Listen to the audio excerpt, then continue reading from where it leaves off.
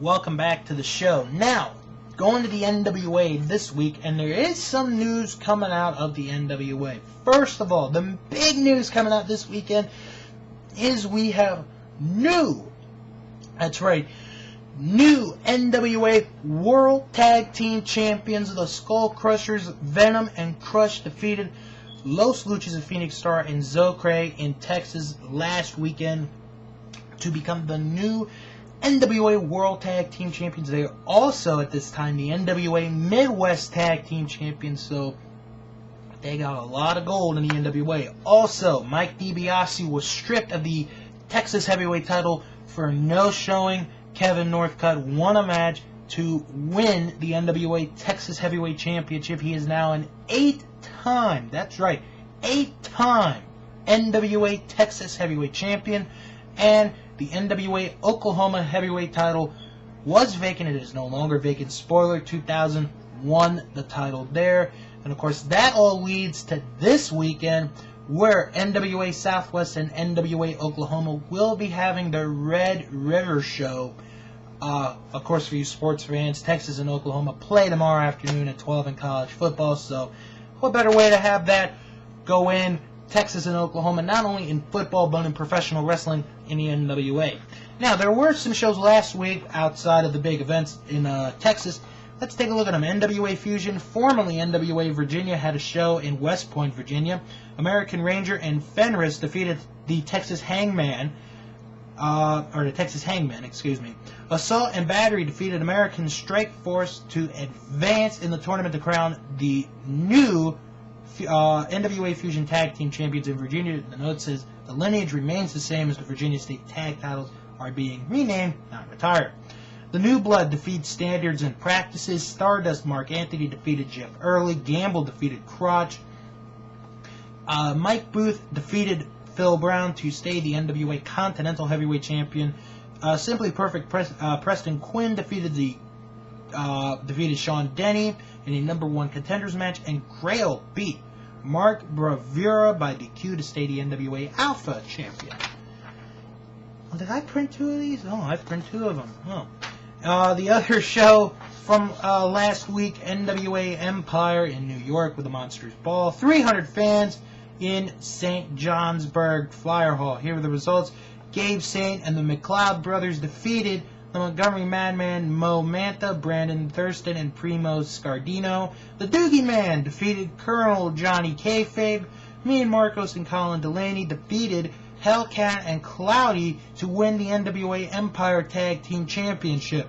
Tommy Mandrake won a 7-man battle royal, which included Mike McGee, Glamorous Glenn Dillon, Mr. 300 J.P. Hawk, Superbad Richard Venice, Slick Nick Ando, and the Dusty Taker. Pepper Parks defeated Cheech. The Mastiff Will Christensen defeated Ron Falco. Inferno Johnny Adams and the Masked Midnight Rider defeated Violence and Volume. Amazing Kevin Grace successfully defended the NWA Empire Lord of the Dance title, beating Zach Atticus and Maximo Suave. Jimmy Jam Olsen defeated Johnny Puma by disqualification. And the next time that NWA Empire has a show is Saturday night, December the 6th. That's a look at the NWA. Now, want to do something fun with all of you fans. The Internet Insider. This is from Pro Wrestling Illustrated. They do this. They started this up in the latest edition, the PWI Female 50. And what this is they take 4 stories, 2 of which are real, 2 of which are made up. The object is you have to find the 2 that are made up. And I'm gonna wager, if you can find in the 4 stories I'm about to read, the 2 that are made up, I'm giving you the Andre the Giant DVD, or VHS, pardon me. That's yours if you're the first person to tell me which of the 2 are fake. Now I'm going to read them in order. Number 1. If you thought the Iron Sheik's rants on YouTube and elsewhere were off the wall, you should have seen his live 2-hour Q&A session at a recent Maryland Championship Wrestling event. 20 minutes in, after his usual profane tirade, he proceeded to strip down to nothing but his bandana while promising to make the shocked crowd humble. Amazingly, no charges were filed. Number 2. 2 fans were arrested for assaulting a WWE crew member in the parking lot outside the Nassau Coliseum at the Great American Bash in Long Island. Keith Powell and Timothy Vandewater, both 20 years old, allegedly stole commemorative chairs from the backstage area. Once caught by the WWE staffer in the parking lot, they reportedly became violent, hitting the employee with a bottle and biting him before the scuffle was broken up. Number 3. ECW original The Sandman was busted during Captain Lou Albano's 75th birthday party at the La Lanterna restaurant in Yonkers, New York.